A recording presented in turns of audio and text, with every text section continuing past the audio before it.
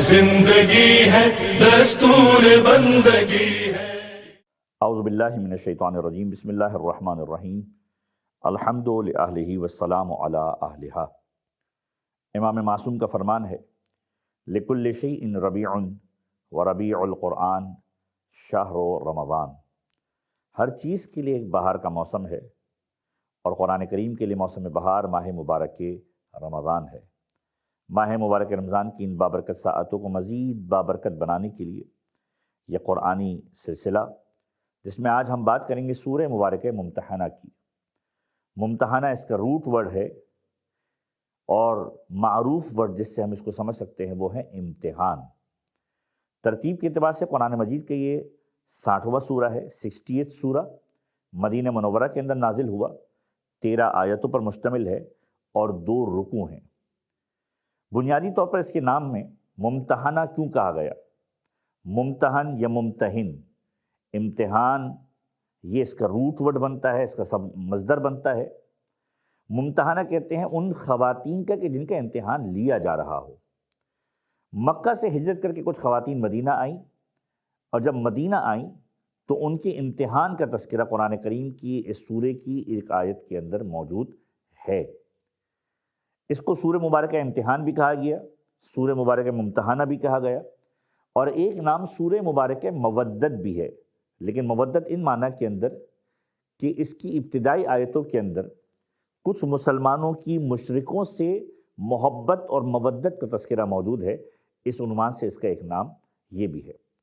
جو موضوعات اس میں ڈسکس ہوئے ابتدائی آیتوں میں، خود پروردگار عالم واضح طور پر کہہ رہا ہے کہ اے ایمان والو، ان لوگوں کو اپنا دوست نہ بناؤ جو خدا کی دشمن ہیں اور تمہارے رسول کے دشمن ہیں، ان سے کسی قسم کی ہمدردی اور محبت نہ نبھاؤ۔ واقعہ کیا ہے؟ ایک شخص ہے کہ جس کا نام تاریخ نے لکھا ہے حاطب بن ابی بلتعہ۔ یہ وہ شخص ہے جو پیغمبر کے ساتھ جنگ بدر کے اندر بھی شریک تھا، اور جب صلح حدیبیہ کی کچھ شرائط کی نافرمانی کی گئی اور اب فتح مکہ کا وقت آ رہا تھا، پیغمبر نے چڑھائی کا ارادہ کیا، تو اس حاطب نے ایک عورت کو خط دے کر کے، جس میں باقاعدہ طور پر یہ مینشن کیا گیا تھا کہ پیغمبر یہ ارادہ رکھتے ہیں، ایک عورت کو مکے کی جانب بھیجا۔ ختمی مرتبت کو پروردگار عالم نے آگاہ کیا، رسول گرامی قدر نے امیر المومنین کی سربراہی میں کچھ اصحاب کو بھیجا کہ جاؤ اس عورت کا تعاقب کرو اور اس سے خط کو برآمد کرو۔ امیر المومنین گئے اور عزت و وقار کے ساتھ اس خاتون سے پوچھا کہ تم اس خط کو ہمیں دے دو۔ انکاری تھی، اس کے سامان کی تلاشی لی کہ کوئی خط نہ نکلا، یہاں تک کہ امیر المومنین تلوار کو نکالا اور کہا کہ میں نے کبھی تلوار اس انداز سے استعمال نہیں کی، لیکن یہ کہ حق کے لیے استعمال کی، اور مجھے معلوم ہے کہ میں حق پر ہوں اور خط تمہارے پاس ہے۔ اس نے اپنے بالوں میں سے خط کو نکالا، امیر المومنین کے حوالے کیا۔ جب خط کے متن کو پڑھا گیا تو دیکھا کہ اس میں باقاعدہ طور پر تحریر تھا کہ پیغمبر کیا ارادہ رکھتے ہیں۔ جب ختمی مرتبت کے پاس یہ خط پہنچا، حاطب کو بلایا گیا، اور جب حاطب کو بلایا گیا اس نے کہا نہ میں مرتد ہوا ہوں نہ میں کافر ہوا ہوں، لیکن میرے کچھ رشتہ دار مکے کے اندر ہیں، میں چاہتا ہوں وہ امان کے اندر آ جائیں۔ پیغمبر نے ناراحت ہونے کا عندیہ دیا، ناراضگی کا اظہار کیا کہ تم اسلام کے ساتھ رہو، دشمنان اسلام کے ساتھ تمہاری ہمدردی بنتی نہیں ہے۔ اس پورے کے پورے واقعے کو کوٹ کیا قرآن کریم کے اس سورے کی ابتدائی آیتوں نے۔ اب اس کے بعد باقاعدہ طور پر حضرت ابراہیم کی زندگی کو عملی طور پر ایک نمونے کے طور پر پیش کیا گیا، اور پھر یہ معیار بتایا گیا کہ کفار سے دوستی کا معیار کیا ہے۔ اگر تم حالت جنگ میں ہو تو کفار سے کسی قسم کی دوستی نہیں ہے، لیکن اگر کافر ذمہ ہیں اور تمہیں جزیہ دے رہے ہیں یا تمہارے ماتحت ہیں، تمہارے ساتھ رہنے تعاون کر رہے ہیں، تو فوراً ان کے ساتھ اپنے تعلقات کو ڈیولپ کرو۔ یہ بھی باقاعدہ طور پر دین اسلام کا ایک پیغام ہے۔ پھر ایک اور اہم ترین موضوع کہ جب صلح حدیبیہ کی شرائط کے اندر نافرمانی کی گئی، کچھ کلوز ایسے تھے کہ جس میں اگر یہ تھا کہ کافر مسلمانوں کے پاس آ جائے تو مسلمان کافروں کو واپس کریں گے۔ کچھ مستورات، کچھ خواتین مکہ سے ہجرت کر کے مدینہ آئیں اور اسلام لے کر آ گئیں۔ پیغمبر نے باقاعدہ طور پر یہاں پر دین کے کچھ فلسفوں کو واضح طور پر بیان کیا کہ اگر کوئی مسلمان ہو کر آ جائے، مسلمان بن جائے، تو اب اس کا تعلق کافروں سے ختم ہو گیا، لہٰذا اب کیا کیا جائے گا؟ اب انہیں کافروں کے حوالے نہیں کیا جائے گا۔ جو مہر انہوں نے ادا کیا تھا، مسلمان وہ مہر ادا کریں گے، اس عورت کو جینے کا حق دیں گے۔ یہ نو مسلمہ عورت جو نئی مسلمان ہوئی ہے عدت کا وقت گزارے گی اور پھر شادی کا اختیار رکھتی ہے۔ اور اس کے بعد جو اہم ترین موضوع ہے وہ خواتین سے بیعت کا موضوع ہے۔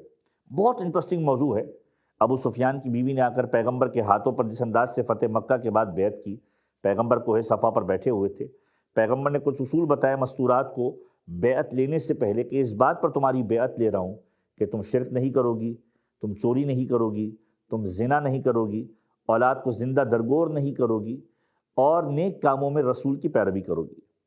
ہندہ جب پیغمبر کے سامنے آئی بیعت کے لیے، نقاب ڈالے ہوئے آئی تھی، اور اس نے ہر کلاس کے اوپر پیغمبر سے شکوہ اور سوال کیا۔ پیغمبر ہنستے تھے، مسکراتے تھے اور کہتے تھے میں تجھے جانتا ہوں کہ تو کون ہے۔ اب اس سورہ کے بارے میں پیغمبر کے جملے کہ اس کے فضائل میں پیغمبر فرماتے ہیں کہ جو شخص سورہ مبارکہ ممتحنہ کی تلاوت کرے گا، قیامت کے دن تمام مؤمنین اور مؤمنات اس کی شفاعت کریں گے جو جس کی تلاوت کرنے والا ہوگا۔